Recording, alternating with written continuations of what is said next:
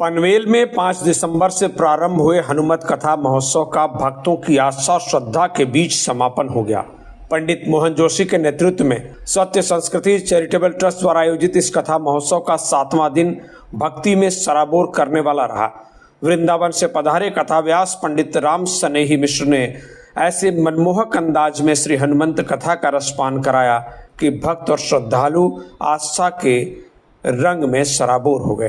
कथा महोत्सव में उद्यमी कांतिलाल वैष्णव ने सपत्नीक हिस्सा लिया और भक्ति भावना के साथ पूजा आरती की।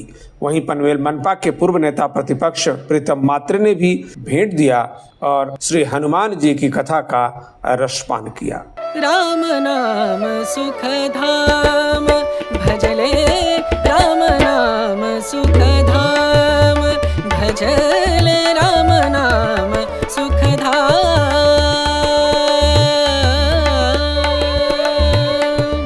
तेरा पूरन हो सब काम, तेरा पूरन हो सब काम, भजले राम नाम सुख धाम, भजले राम नाम सुख धाम।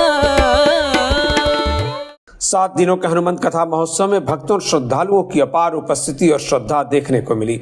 कथा आयोजक पंडित मोहन जोशी ने कहा कि कलयुग में राम नाम और श्री हनुमान जी की कथा कीर्तन ही सभी दुखों का निवारक है। हनुमान जी की कृपा मिल गई तो समझो श्री राम मिल गए। उन्होंने सत्य संस्कृति ट्रस्ट के इस धार्मिक आयोजन को आध्यात्मिक और सामाजिक चेतना जगाने का जरिया बताया। उन्होंने और क्या कुछ कहा, सुन लीजिए। जय श्याराम, जय बागेश्वर धाम की जय, गुरुदेव भगवान की जय, सन्यासी बाबा की जय और सभी सनातनियों की जय। हमने गुरुदेव भगवान से प्रेरणा लेकर लगातार 3 वर्षों से पनवेल की पावन धरा पर, रायगढ़ की भूमि पर सनातन की परचम लहराने के लिए हमने सनातनियों को एकत्रित किया। भाषावाद, क्षेत्रवाद और ऊंच और नीच की ये भावना को मिटाने के लिए, सनातन धर्म को स्थापना करने के लिए, सभी हम सनातनी हैं इसका सबको मान देने के लिए आपने देखा होगा लगातार 7वें दिवस तक लगभग हमारे मंच पर 10,000 लोगों ने आरती की और हमने ये कोशिश की कि कोई भी सनातनी, देखो सब लोग आते हैं लेकिन वो लोग भी आए जो 10 रुपया भी दान करते हैं, लेकिन उनको व्यास भगवान की आरती करने का मौका मिलना चाहिए। ये हमने अपने गुरुदेव भगवान श्री बागेश्वर धाम सरकार से सीखा है कि आप कभी भी ऊंच नीच जाति पाति में पढ़कर मत रहना, सिर्फ आप सनातन हिंदू की बात करना। हमने वही भगवान बागेश्वर बालाजी की कृपा से, गुरुदेव भगवान की कृपा से और सन्यासी बाबा की कृपा से हर हमेशा यही कहा है, हम सब सनातनी एक हैं और एक रहेंगे तो नेक रहेंगे। इसी पर हमारा आज 7वें दिवसीय जो कथा है, आज उसका विराम दिवस है। शुरुआत राम जी से की थी और फिर हमने श्रीमद् भागवत से की थी और उसके बाद हमने कहा जब स्वामी की होगी तो भक्त की क्यों न हो, क्योंकि कलयुग के राजा श्री हनुमान जी हैं और हनुमान जी कलयुग में हनुमान जी ही बता सकते हैं कि हमें कौन सी किस तरह चलना चाहिए, क्या प्रेरणा है। हनुमान जी हमें सिखाते हैं कि कलयुग के राजा हैं और हमें दिखाते हैं कि किस तरह हमें चलना चाहिए, किस तरह निर्मल रहना चाहिए, किस तरह भगवान के भजन करना चाहिए। उन्होंने हनुमत कथा में भी ये कहा है कि हनुमान जी तभी मिल सकते जब राम का भजन होगा और इसलिए स्वार्थ के लिए नहीं, निस्वार्थ भाव से भगवान की भक्ति करें, भगवान की सेवा करें और खूब नाम जाप करें। इसी से हनुमान जी की प्राप्ति होती है। वो कलयुग के राजा हैं।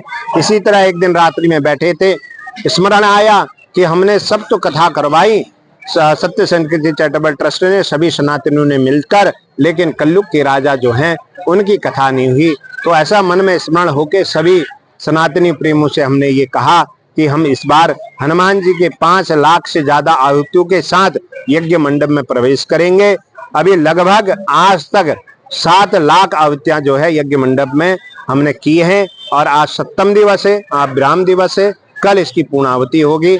इसलिए अनंत बलवंत श्रीमंत श्री कलयुग के राजा ने ये कृपा की है और हम सभी को करना चाहिए। अभी तो हम गली गली जा जाकर ये कहेंगे कि कलयुग के राजा की कथा सुने, इसलिए सुने क्योंकि हमें कलयुग से बचना है। तो भगवान श्री हनुमान जी को पकड़ के रखना। पूज्य श्री रामश्री मिश्र जी हमारे सम्मान्य श्री व्यासपीठ पर विराजमान श्री राजेंद्र दास महाराज जी के परम शिष्यों में से एक शिष्य हैं।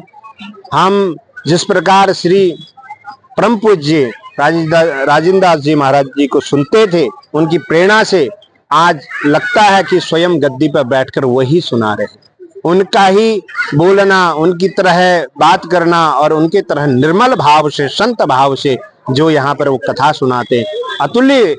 मैं कहूँ कि हमारा दिल इतना प्रफुल्लित है सभी ट्रस्टियों का कि उन्होंने बहुत निर्मल भाव से, साधु भाव से कथा को किया। सभी को प्रफुल्लित हैं, सभी आत्म ही प्रसन्न हैं और सभी का कल्याण करने के लिए उन्होंने बहुत सारी बातें यहाँ पर कही हैं। हम उनका अनुसरण करेंगे और सभी सनातनियों को करना चाहिए। Bureau report, TV1 India. Latest updates और ताजा तरीन खबरों के लिए TV1 इंडिया लाइव को सब्सक्राइब कीजिए और नोटिफिकेशन पाने के लिए बेल आइकॉन को दबाना मत भूलिए।